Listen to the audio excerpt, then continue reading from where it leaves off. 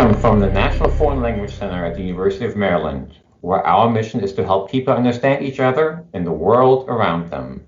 My name is Thomas Sauer, and welcome to day 3 of the NFLC Virtual Summit, Apart but Together, where we highlight presenters from the 5 regional language associations, as well as ACTFL. How exciting has it been to learn with presenters from different parts of the country? And just because today is the last day for our Livestream events, it doesn't mean the learning has to stop. All of the sessions will be available via YouTube until August 31st. And we hope you will continue to interact with presenters and other participants on the session-specific Google Docs. It's been fascinating to follow along the conversations for each session. And now, it's time for the first of today's featured speakers. Please welcome Clarissa Adams Fletcher, a Spanish teacher from Georgia and former ACTFL Teacher of the Year. The provocative and timely title of her talk this morning is Culture Shift, How Relevant Are Our Classes in 2020? Welcome, Clarissa. Hi, I'm excited to be here today, and I've enjoyed attending many of these services during this time. And today I want to talk to you a little bit about culture shift, because what we thought was relevant at the beginning of the year is now perhaps not quite as relevant. So remember December 31st, 2019, 11:59, and everybody said, Happy New Year. And what did it mean to be Happy New Year? Happy New Year meant that we were going to be out with the old and in with the new, and everyone made resolutions and decided that this was what they were going to do, and everyone was going to be normal. But normal meant that you were going to do what you have been doing, but you were going to make it a little bit better. No shifts, no excitement, but just count. Well, unfortunately, the world had a different thing going on. The world turned upside down. Props to Hamilton. And what happened when the world turned upside down? Everything changed. Everything stopped. We were going along, culture, relevant, and then in March, we got to a new normal. And this new normal was, well, everyone went home. And everyone sat at home, and everyone thought about what they wanted to do and how they were going to do it. And the first culture shift was boom. But what is true is that culture had been shifting all along. There were little bitty things happening all along that let us know that we were going to end up at this big culture shift. We just didn't realize it. So when we got to the first new normal, March, we thought, okay, everyone's sheltering in place, 6 weeks, 8 weeks. People began to adjust. They were enjoying time with their family. And they said, okay, well, a month, 6 weeks. Okay, well, here we are now. New normal, August, September 2020. So it's a newer normal than we thought. So what does that mean? This means that this might be the toughest year you've ever taught. But guess what? Dickens said it's the best of times, it's the worst of times. Well, this is probably going to be the best teaching year you've ever had. And you know why? You're going to be intentional. You're going to focus on the essentials. You're going to make sure that your classes are more relevant than ever. Why? Because you need to know that you are reaching your students. And just like right now, I hope I'm reaching you, but I don't know. So when we're out there teaching, we hope we're reaching our students, but we don't know until we look at the results. So what's going to happen? You're going to have to make sure that your classes are relevant. And I like this image here of the 3 circles. So you have circle of concern, why should I care? Circle of interest, the things I just like to do. And then the circle of usefulness, which is, this is what school's all about. And these are the things that I want to make sure that work for me. So these are the things that we need to think about when we're planning our lessons this year. Relevance, circle of concern, circle of interest, circle of usefulness. So I'm going to focus for a moment on circle of interest. Because you got to know your audience, right? I said you have to know whether or not you can engage them. Well, we are in Generation Z and Generation Alpha, depending on if you're teaching university, high school, middle school, or elementary school. You'll notice that Generation Z and Generation Alpha have some things in common. They all are tech savvy. They all have structure and schedules. And so you might want to keep in mind those things when you're planning your lessons as well. But what's most important is info in short grabs for Generation Z. They are also a generation that likes to do. And I'll show you another info about that. So you want to think intentionally about the types of activities that you are putting out for your students, and then you will get their attention. So, okay, don't freak out on me. I know that there's a lot going on this infographic, and that's okay, because I only want you to focus on two parts. I want you to focus on the effective engagement and the leadership styles. So if you look at the effective engagement, you're looking at two things. There's the baby boomers, that's the BB, and then the Z, which is the Generation Z. There's a contrast. So you can see that the baby boomers were verbal, the Generation Z more visual. Baby boomers sit and listen, as probably some of you are doing. Generation Z, they want to try it out. Teacher, facilitator. So I won't read all the rest, but that just gives you an idea of how to compare where you stand. So if you are a baby boomer, or if you're a Generation X, which I would be, then there's certain things that are expectations for us. And those things transfer to how we teach. Those are not necessarily the way things are received by Generation Z or Generation Alpha. And you'll notice there's not as much under Generation Alpha because they're 10 and under, but they are beginning to put their footprint into society. So you want to look at how you can best capture their interest. And you want to see, notice that it says for us, job security, other flexibility. Well, being relevant means a couple of things. First, if you are a part of Generation Y, if you're a new teacher, then you're automatically relevant. You are relevant. Why? Because you actually relate to every single one of these items. You're just a couple of steps away. So that's key. If you are middle teacher, and when I say middle teacher, I mean you're in the mid part of your career. And that's important to be in the middle part of your career. You're the meat. You are in your element. You know what to do. You probably have kids. So then they're keeping you relevant in that part. And then the idea for you is there's a time crunch. What's the key for the younger group? They are relevant, but they may not have all of the pedagogy. So their challenge is to put the pedagogy with their relevance. The mid group has to put the time. They have to figure out how to be much more efficient and effective. And then the people who are a little more seasoned, that are in their prime of teaching, well, you may or may not be quite as relevant. In other words, you may not know all of the things that keep their interest. So it's up to us to kick into their world, find out what's going on. So that's key. The other part is the leadership style. Notice that the command and control are for the big baby in that sense is in we are used to sitting and having people tell us what to do. There's a top down, and that's very different from the Generation Z and Generation Alpha, which is much more collaborative and they want to contribute.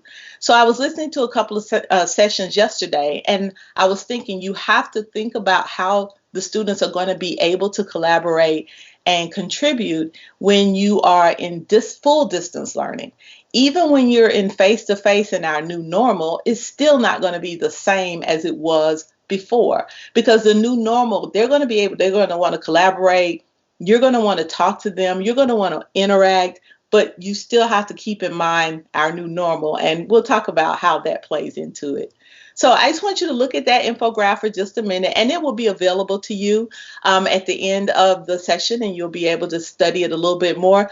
All of the tech at the bottom, just keep in mind. So I'm going to come back to circle of usefulness. So what we need to make sure that we do is focus on what we know, because there are many, many unknowns. So what we know is that we're going to do these 5 things. We're going to work with our students. Our students are taking languages because they want to communicate. They want to be able to talk to, and they want to be able to do it and not get laughed at, and to understand what all is going on. It is our job to make sure that we keep these essentials essential. So I want you to think about this. Interpretive, they're going to be reading things so that they can do something with it. They're going to speak and they're going to interact, and they're going to do it within their comfort zone. Culture, knowing how to interact in the community, is very important. And culture is going to be really key when you choose your activities, because you want to make sure that your students can do all parts of the culture, and make sure that when they do it, they understand, they have a greater, deeper understanding. And that culture shift that has happened is going to be what makes us successful, because the culture shift is going to shift and shift and shift. It is important for us to make sure that our students can take it and connect it to what other things that they're doing, because that makes what we're doing seem that much more relevant. And when they compare, well, they're always doing that. That's always in the back of their mind. They're always thinking about, well, how they do it, how we do it, how I do it, how she does it, etc. And when I started thinking about teaching languages, I realized that I really couldn't teach a language. I could just put the information out there and help the kids to fall in love with the language and to become a global citizen, to care about what is going on. And what is most exciting is that that's exactly where everyone is. So, circle of interest. I'm going to come back. Circle of interest means that who's your student? What do they like? Of course, we ask our students, well, what do you like? Where do you live? What do you do? But what really motivates your student?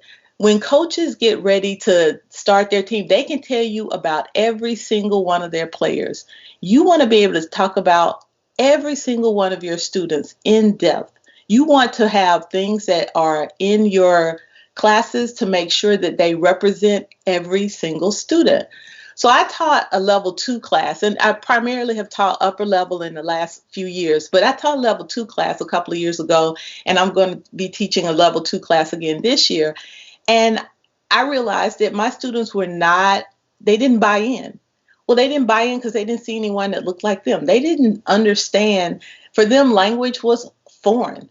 And for them, it was foreign language. It was something they had to do to get their diploma. It wasn't a world language, because for them, they were excluded from that.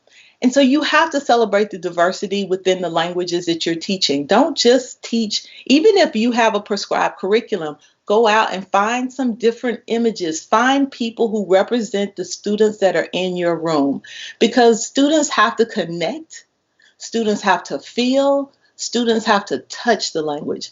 And when the students are able to do all of those things, it is a world language.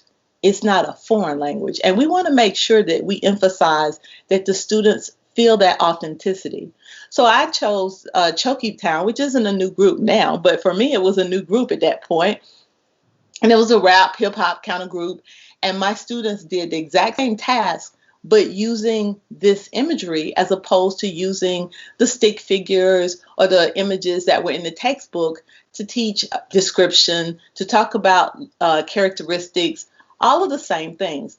I included Renata Flores here because we also talked about indigenous groups. And Renata Flores was celebrating her diversity, singing Alicia Keys' Falling. And she's actually sung many other artists, including Uptown Funk by Bruno Mars. And so she's singing, but she's singing in Quechua, celebrating her diversity. So it's super important for the students to be able to connect, feel, and touch the language. When that happens, then you're going somewhere. Circle of interest, TikTok. Everybody knows about TikTok now. Most people are learning how to do it. So when you're talking about things, if they're reading, and let's say your goal is to have the students to do interpretive communication, then go find some articles that will talk to the students. Well, it's important that you keep in mind your audience. So let's say I'm teaching this at my upper level, they might read the entire article and then discuss. In my level 2, we would look at the headline and I would say, tell me what you can pick out from this. So obviously they know it's about TikTok. And I would say, well, who are the players in this? And they can pick out China and the United States. So use what you can to help move your students along the continuum in things that they will connect to. Need to practice numbers? Well, don't just practice numbers. Pick numbers in context. Those are the things that help our students relate, because all of a sudden it's still talking about TikTok. So they're interested and they're like, oh my goodness, look at how many downloads there are on India. How many there are? Oh, the United States isn't number one. So then the students might ask, especially depending on level, well, what is descargas? And descargas is download. So their vocabulary is working in here as well. And the students will remember that word more likely because it's within the context. So that's the way I use my circle of interest.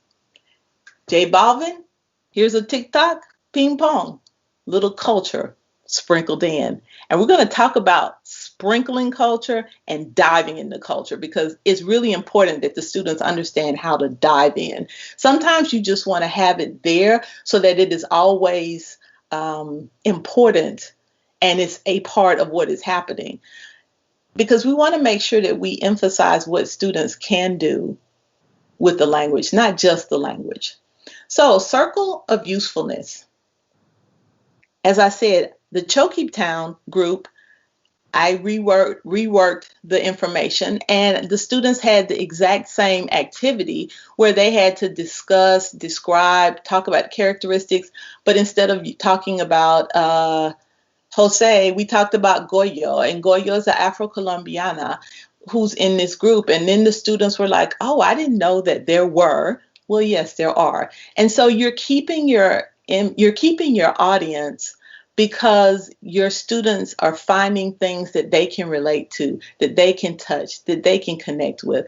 And then the students are more likely to learn the information and be ready to talk about it. So, circle of usefulness. Well, in January, if it's happening in the world, it's happening in my class. And that's kind of how I keep it relevant, in my opinion.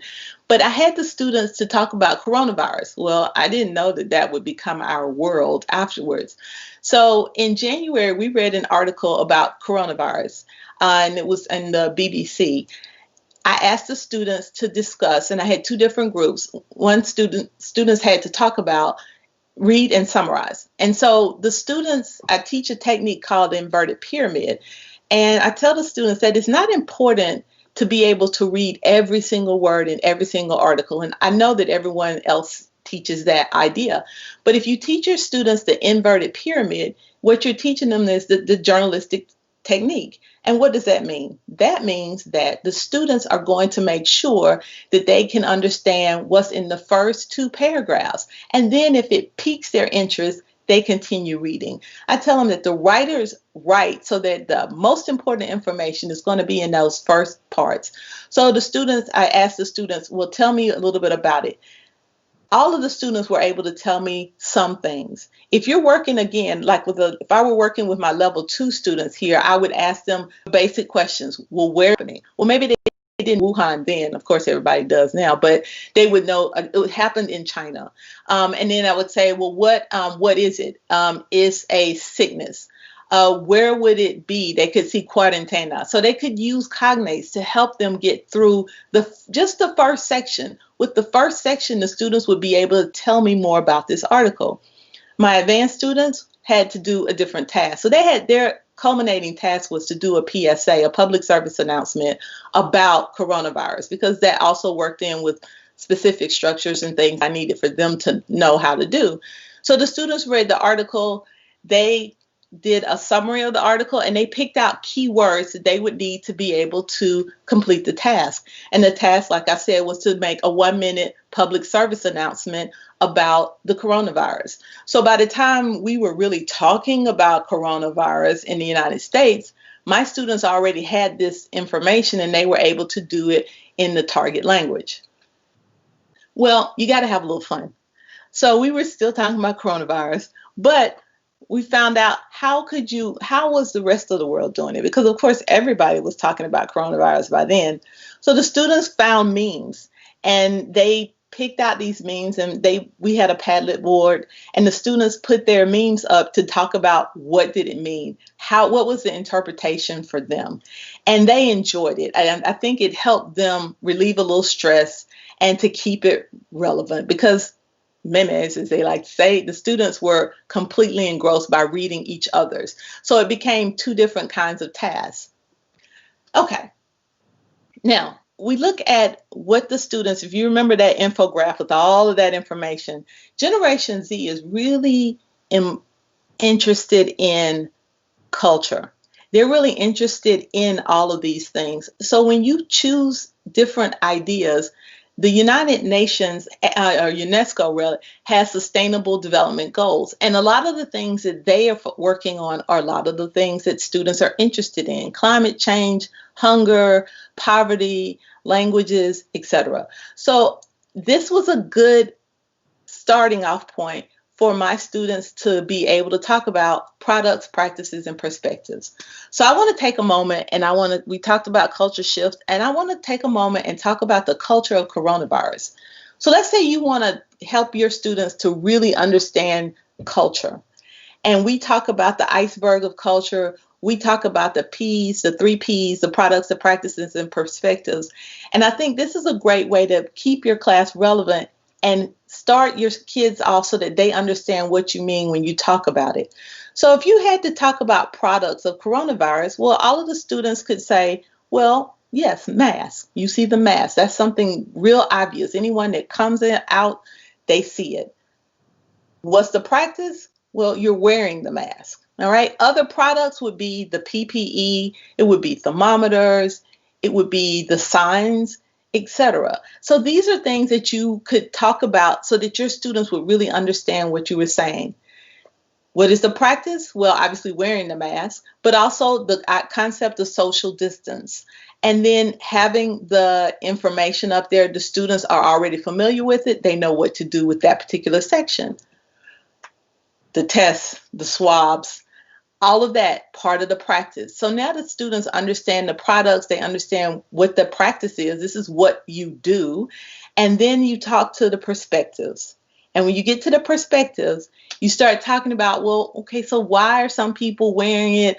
Why are some countries struggling with wearing it, others not wearing it? Well, that comes from long, deep thoughts. So in other words, when I say long, deep thoughts, I mean, historically, what has gotten us to our point? The United States is a very individual. We celebrate the individual. And so as a result, it causes us to have a different reaction. We have a different thought process as opposed to other countries where maybe that's not the key point. And when you're trying to explain perspective, you tell them that's a little bit more challenging on that particular section. So circle of concern. As I said, these students were definitely, why do they care? I guess is what I'm saying. So why do they care? Well, they care because this is how they've been grown up. This is how they've been brought up. They are diverse. They are much more diverse than a lot of the other generations. They care about the different things that are going on. The racial tension that's going on, they care about that. So when you put this diversity in, you put all of these different elements in, you make your class that much more relevant, and it helps your students to understand why they are doing and why they are studying what they are. So here's the info of the UNESCO and the Sustainable Development Goals, and these are available in the target languages and in a variety of languages, obviously. And so you can choose one, and they could focus on one of those, and then you could talk about the products, the practices, and perspectives. And all you have to do is shift how you think and help your students see that the language is the vehicle by which they are going to complete all of these tasks. And if they are 14, 15, 16-year-olds, they are really interested in what is going on in the world. And so what is going on in the world is what is going to motivate them. So for example, this video talks about how we prepare food is influenced by our culture. That's really a powerful moment when students think about how culture drives everything. And so I just want to challenge you to think about real world tasks, making your class relevant, because the more you make your class relevant, the more likely your students are going to engage and come and talk to you. When your students can see themselves portrayed in a number of different activities, in names, in people, then they will feel and touch and connect with the language. So keep in mind those three circles: the circle of concern, the circle of usefulness, and the circle of interest. And I guarantee you this will be the best year you have ever had. It was the best times, it was the worst of times, but we're going to end with the best of times. Thank you very much.